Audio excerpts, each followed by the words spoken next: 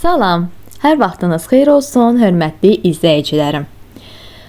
Bir müddət idi ki, video atmırdım, lakin artıq kanalı yenidən düzənləyirəm və çalışacağam ki, həftədə 2 dəfə, 3 dəfə video yükləyim. Bu müddət ərzində bir çox yorumlar aldım və onlara cavabən qeyd etmək istədiyim bəzi nöqtələr var. Bəli, mən attestasiya imtahanına hazırlıq dərsləri keçirəm, işə qəbul dərsləri keçirəm.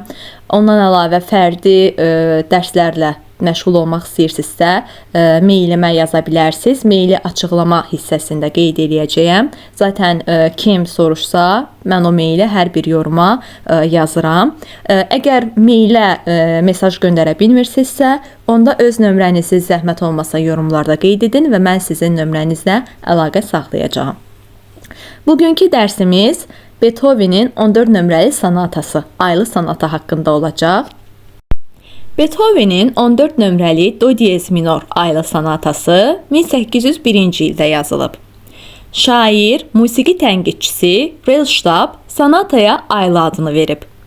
Birinci hissədəki lirik arzular sanki müasirlərində aylı gecədə sükuta qərq olmanı, sirli gecəni təsvir ediblər.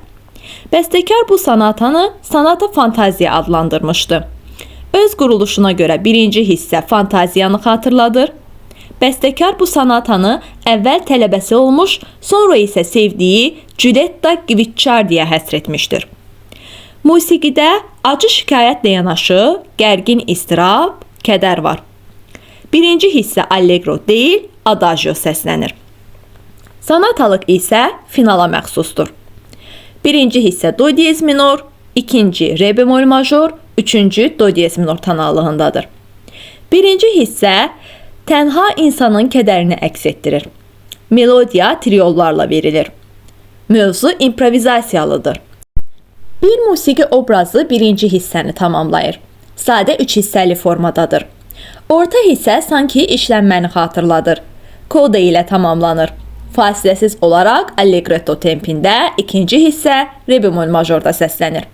Oynaq ritmlidir, sanki miniyyəti xatırladır. Mürəkkəb 3 hissəli formadadır. Orta bölmə trio sinkopalıdır. Bu hissə sanki arzuları yerinə yetirir.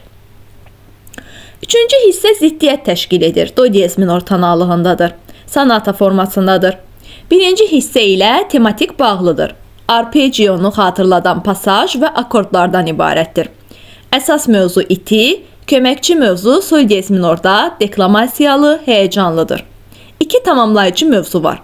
Birincisi akordlarla, ikincisi isə həyəcanlı və sanki getdikcə azalır. İşlənmədə əsas və köməkçi mövzular işlənir. Reprizda bir qədər qısaldılıb. Koda ilə tamamlanır. Koda dramatik kulminasiyadır. Əskidilmiş septakordlarla verilir. Sanki sonata məhəbbət haqqındadır. Bugünlük bu qədər. Dinlədiyiniz üçün təşəkkür edirəm. Kanala abunə olmağı və videonu bəyənməyi unutmayın. Sağ olun.